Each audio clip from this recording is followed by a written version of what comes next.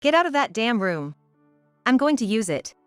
My daughter, who had returned home for a homecoming childbirth after a long time, suddenly told me to leave the house. What's she saying on her own? Bewildered by the sudden demand, I retorted. Get out! If I leave this house, where am I supposed to sleep? I don't know about that. What do you think, Dad? Your daughter is going through an important childbirth, so it's only natural to vacate the room for her. Even if you say that. I understand that childbirth is important, but... My husband didn't get angry with our daughter for telling me to leave. Instead, he joined her in trying to kick me out. I had hoped that at least he would stand up for me. Shocked, I felt like I was about to burst into tears. Well then, how about this? You can sleep in the attic. That way, you won't have to leave. Huh? The attic. Are you seriously saying that? In the first place, I'm the one who bought this house. It's unreasonable for you all to tell me to leave or to sleep in the attic. I couldn't take it anymore. If they were going to say such selfish things, then I'd do the same. I won't let you do as you please. I left the house with the property deed in my hands. My name is Lily. I married Ken, who was the same age as me and working as a salesperson for an electronics components manufacturer, 15 years ago.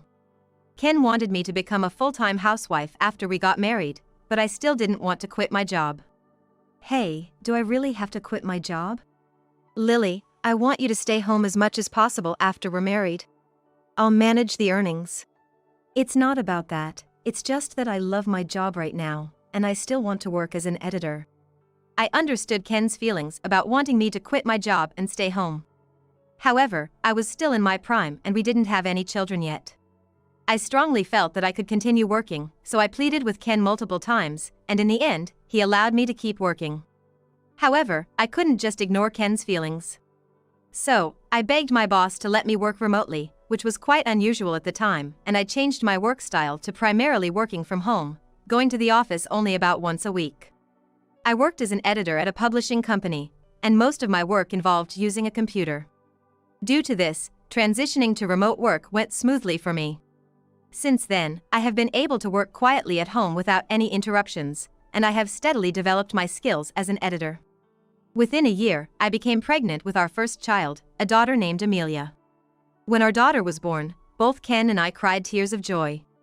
Lily, you've worked so hard, thank you. I have to work harder for the sake of Amelia. From that time on, I left the publishing company and started working as a freelancer. I had acquired some skills, and I wanted to try doing things on my own. My desire for that grew stronger day by day, so I consulted with my husband. Well, Lily, do as you please, he said, giving me a push in the right direction. At first, I struggled to find projects, but about 6 months later, a project I took on received positive reviews, and I now earn around $4,000 to $5,000 per month. I no longer had to go to the office once a week, perhaps because I was always at home. Amelia. Hurry up and take a shower. Shut up. Don't boss me around, you old hag. I'm not bossing you around, and old hag. Since my daughter entered junior high school, we started clashing like this more often. I wondered if I had been nagging too much, but regardless, my daughter's attitude was terrible. Recently, Amelia's rebellious phase has been intense. Can't you say something to her too? Just leave her be, she'll grow out of it. I had a rebellious phase too, but as I got older, it became embarrassing to rebel against my parents. It's just a phase. I also talked to my husband about our daughter, but that was his response. Well, maybe that's true. The rebellious phase will naturally pass. I was optimistic about it, but my daughter's defiant attitude showed no sign of improvement. On the contrary, it escalated over time. When my daughter entered her 3rd year of junior high school, we moved to a new house. Wow, this is a splendid house. Thanks, Lily. We have to work hard to protect this house. We were delighted that the new house was completed. It was partly thanks to my earnings, and my husband deeply thanked me. At this point, my husband's company went bankrupt due to the economic downturn. It's thanks to you working hard and earning money. Naturally, my husband was not in a position to take out a loan. So, I purchased the new house in my name with some earnings. With this change in environment, I hoped my daughter's rebellious phase would finally come to an end. I thought so, but her rebellious attitude continued unabated. On the contrary, when my daughter entered high school, I used to make her lunch every day, but she often said heartless things like, "I can't eat such a poor-looking lunchbox." It's so embarrassing that I don't even want to put it on my desk. I wonder if she has really outgrown her rebellious phase. My husband just said it will end someday, and I had to deal with our daughter while carrying that anxiety. However, my daughter, despite everything, had a good relationship with her father and they got along very well. On their days off, they went shopping together, and they were very close. I wondered if someday I could also laugh and get along with my daughter like that. I thought that way, but it didn't happen.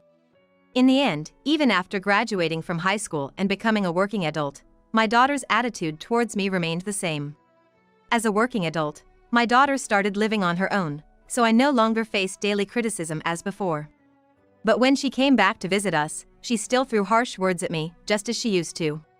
"Hey, old hag. Bring me some water. Today's dinner isn't delicious. You've been a housewife for so long, and this is the best you can make?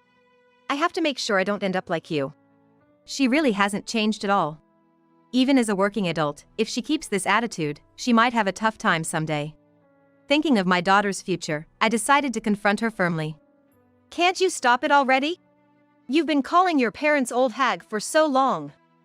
I used to think it was just a rebellious phase, but it seems like that's not the case. Are you looking down on me? Why are you bringing this up now? It's because of you, always being at home, that I've felt suffocated. Do you know how stressful it was to be told what to do day in and day out?" I see. So, that's what it was. She was stressed by my casual words. I had unknowingly caused her stress. I tried to apologize to my daughter, but it seemed her anger hadn't subsided. With a bright red face, she continued. "Besides, Dad was saying that this house was built with his hard-earned money, right? You've just been lazing around at home, not earning anything, and he complained about it. I'm so angry thinking about how I've been bossed around by someone like you." Huh? What's this? When did it become something that my husband built? That's not true. Enough. I don't want to hear your excuses. I'm leaving. Without listening to my side of the story, my daughter stormed out. Did my husband really say such things? Could it be that my daughter made up the story herself? With growing suspicion, I stood alone, lost in thought. All right. I should just ask my husband directly. At night, when my husband returned from work, I confronted him about what our daughter had said to find out if it was true or not. "Hey. Today, when Amelia came." "Yeah, did she seem well?" "She did seem well, but, you see." "What's wrong?" "Amelia said, this house was built by Dad. Mom just lazes around and doesn't earn anything." "Did you really say that?" As soon as I asked, my husband's expression clearly turned sour. From his expression, it seemed like it was indeed true. "I wouldn't say something like that. What are you talking about? I'm tired today, so I'm going to take a shower and go to bed." My husband said that and went to the bathroom without eating, then headed straight to the bedroom without even facing me. I still didn't know the whole truth, but judging from his attitude, it seemed like my husband had indeed said those things. Why hide it?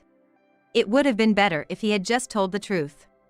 From that moment on, I began to harbor mistrust towards my husband. 6 months later, my husband informed me that our daughter was getting married. "Amelia is getting married, and it seems she's already expecting a child." "What? This is the first time I've heard of this." Why didn't she tell me such an important thing directly? I've known for a while that she might get married. She must really hate me. I was shocked to hear the news from my husband without any prior notice from our daughter, but I was genuinely happy about her marriage and impending child. I see. So, what about the wedding? They're planning to have the wedding after the baby is born and things settle down. I really didn't know anything about that child. Where did I go wrong? I just said, "I see," to my husband with only that to say. 1 month later, we had a meeting between both families. It seems like I won't have many opportunities to see my daughter anymore. I thought that, but then, 5 months later, my husband suddenly came home with our daughter. What's going on all of a sudden? Isn't Amelia living with her husband? She came back to her parents' house, so what's the big deal? Well, I guess that's true. I was taken by surprise because I had become afraid of seeing my daughter. But why did they suddenly come like this? I wondered, and then my daughter made a shocking statement. I'm going to use the damn old lady's room, so get out. Why are you saying something like that all of a sudden? Asking me to leave. Don't you understand why I came back home? It's because I came for a homecoming childbirth. Having you here is so stressful. Even if you say that. It's quite selfish to come back suddenly and tell me to leave. I understand that you came back for a homecoming childbirth and that you shouldn't accumulate stress, but if you kick me out, where am I supposed to stay and eat? I don't know about that. Figure it out yourself. Right, Dad? My daughter had a smirk on her face the whole time. As for my husband, far from stopping our daughter, he nodded as if he agreed with her. Then he said to me, "Well, how about this? You can sleep in the attic. That way, you won't have to leave, right?" Huh? Are you serious about the attic? Moreover, I'm the one who bought this house, and it's unreasonable for you two to tell me to leave or sleep in the attic. I've endured everything they've said so far because I thought we were a family. But to these two, I must have just been a mere cohabitant. I've had enough. Fine, do whatever you want with this house. I'm leaving. Really? That's great. Get out quickly. My daughter was overjoyed when I said I was leaving. Well, she can be happy like that for now. I won't silently endure being treated like this.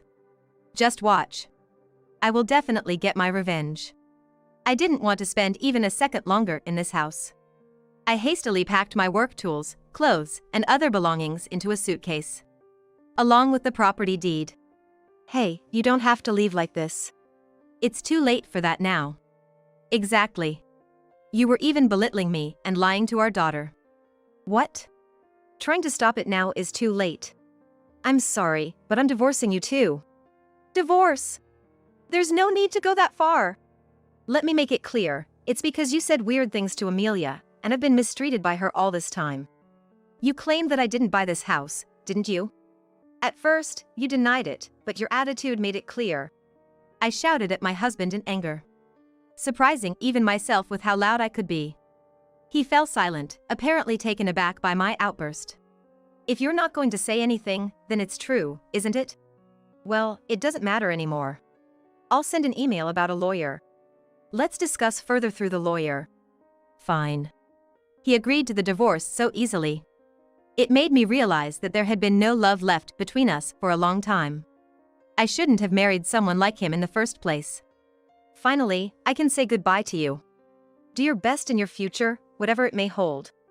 As I was about to leave the house through the front door, my daughter called out to me. Such an insolent child. I gave her a stern look and said, "Yes, I'll do my best." You, on the other hand, might have some unexpected things happen in your future, but do your best with your father.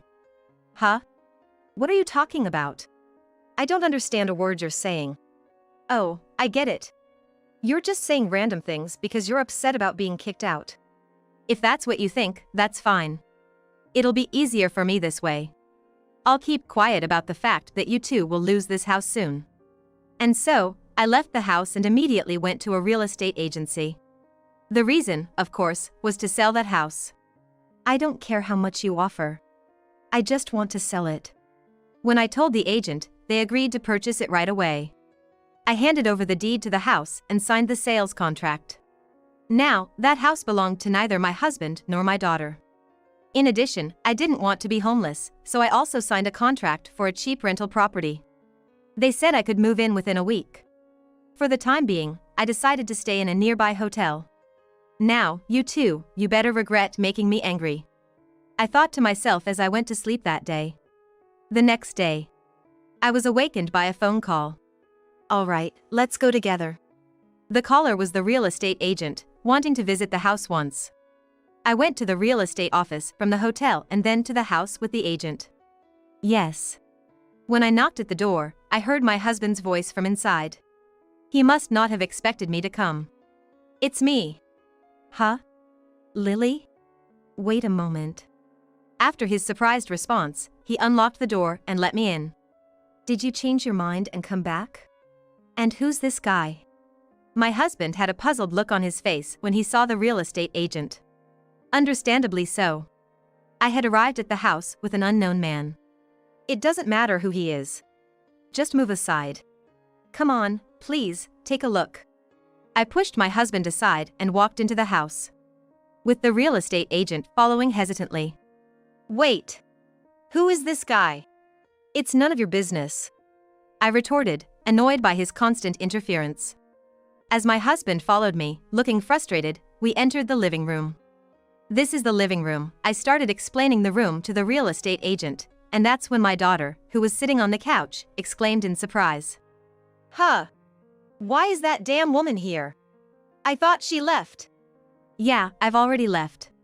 Well, it won't be long before you guys have to leave this house too. While thinking that in my head, I continued to ignore my daughter and guide the real estate agent. During all this, my husband and daughter kept shouting, but I didn't pay any attention. It seems fine, no issues. Well then, I'll be in touch with you shortly. Sorry for the noise. We'll kick them out soon. The real estate agent toured the house for about 30 minutes and then left. Why did you suddenly come here? This is unbelievable. Yeah, that's right. And who is that guy? Are you having an affair? There's no way that's true. I can't be bothered with this anymore. It's time to tell them the truth. The person who came earlier was a real estate agent. They came to evaluate this house. Evaluate? What do you mean by that? Seriously? Oh, he's catching on. It seems he's quick to understand things like this. My husband seemed to have grasped the idea that the house is going to be sold, but my daughter still had no clue. That's right. Well, you guys can't live in this house anymore.